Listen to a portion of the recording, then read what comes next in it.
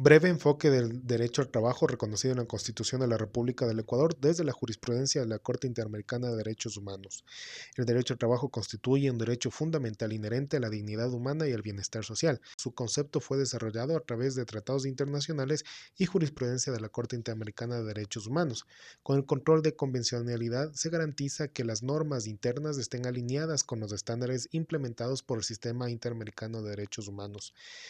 El presente trabajo está dividido en tres subtítulos. El primero, el derecho al trabajo en la Constitución de la República del Ecuador. En nuestra Constitución, el derecho al trabajo se consagra en el artículo 33, que hace referencia.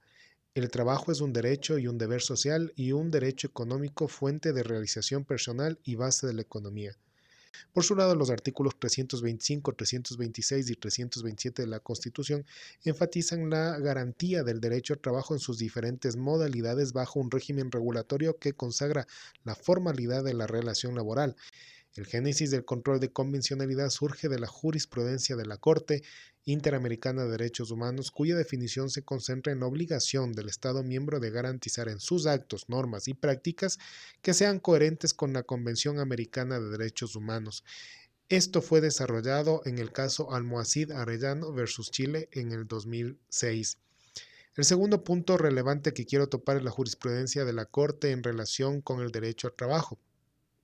La Convención Americana de Derechos Humanos establece en su artículo 26 el compromiso de los Estados parte para adoptar providencias tanto a nivel interno como mediante la cooperación internacional, especialmente económica y técnica, para lograr progresivamente la plena efectividad de los derechos que se derivan de las normas económicas sociales.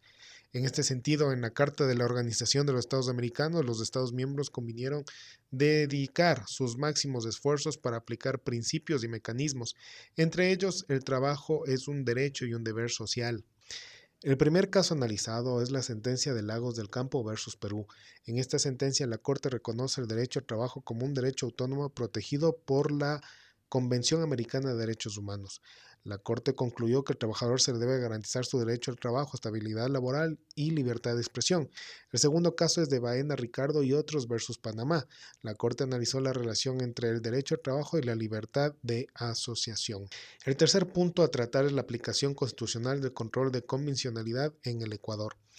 La Constitución, en su artículo 424 y 426, establece la obligación de los jueces a aplicar directamente los tratados internacionales que garanticen el pleno ejercicio de los derechos fundamentales.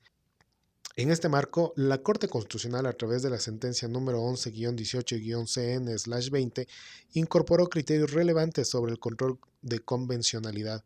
En este sentido, la sentencia número 2006-18-EP/24 definió parámetros frente a los cuales una garantía jurisdiccional opera como mecanismo de protección directa y vía adecuada a favor de los trabajadores.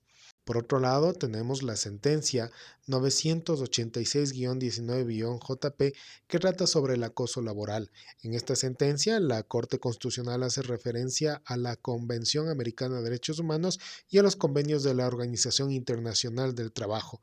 Como conclusión tenemos que la Constitución reconoce a los tratados internacionales de derechos humanos como fuente normativa superior de rango constitucional. Por lo tanto, los jueces están en la obligación de aplicar de forma directa la normativa internacional siempre que se traten de la protección directa, efectiva y adecuada frente a la vulneración de derechos constitucionales.